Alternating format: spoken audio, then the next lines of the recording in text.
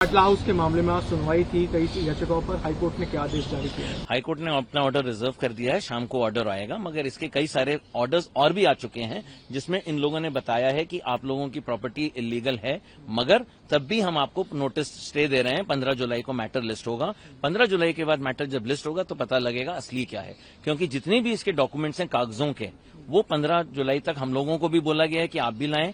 उन लोगों की जो ओनरशिप डिटेल्स हैं, जैसे जीपीए वगैरह है, उसका ट्रांसलेशन वगैरह लाएं, ये सारी चीजें लाएं। और उसके बाद सबसे बड़ी दिक्कत ये हुई हम लोगों को समझाने में कि आप बीइंग एन अथॉरिटी, आप निटी ग्रिटीज पे आप बहस कर रहे हैं कचहरी में आके कि भाई साहब ये आपकी स्पेलिंग एरर है, ये आपका मिस्टेक है। चलिए मान लिया वो मिस्टेक है, मगर मुद्दा क्या है? मुद्दा ये है कि डीडीए ने आज तक अपनी जमीन कौन सी लीगल है, कौन सी इलीगल है, उसके बारे में नहीं बताया। 37,800 स्क्वायर फीट इलीगल है, जो सुप्रीम कोर्ट ने ऑर्डर दिया खुद ने।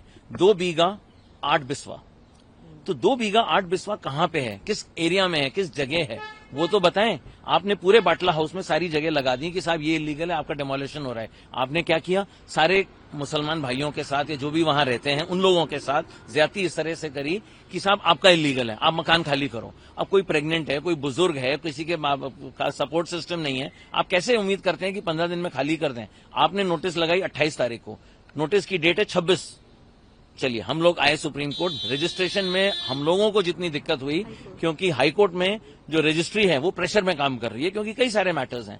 जाहिर सी बात है छोटी छोटी गलतियां देखी जाती हैं। मैटर लिस्ट नहीं हुए। जब मैटर लिस्ट हुआ, हम लोगों का मैटर खुद 3 बार लिस्ट हुआ है, मगर लिस्टिंग के बाद हमारा नंबर जब आएगा वो आज आया है। हम लोगों को यही बताना है कि जो भी न्यायालय उचित समझेगा वो करेगा। सबसे पहले राहत दें, उसके बाद ये देखे कि हम लोगों को क्या चाहिए और किसकी लीगल है, किसकी इलीगल है। गैर कानूनी होना बताना जरूरी है।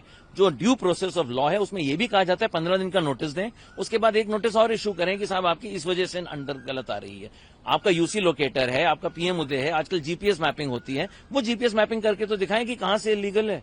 आप अपने सर्वे रिकॉर्ड्स दिखाएं, सर्वे लैंड दिखाएं कि साहब ये 279 में इतना एरिया है, इतना एरिया पीएम उदय के पास है, इतना एरिया वाटर वर्क्स के पास है जो यूपी गवर्नमेंट का है, और उतना एरिया डीडीए का है। वो सारी चीजें जब तक आप नहीं बताओगे तब तक आप कैसे उसको मैनेज करोगे?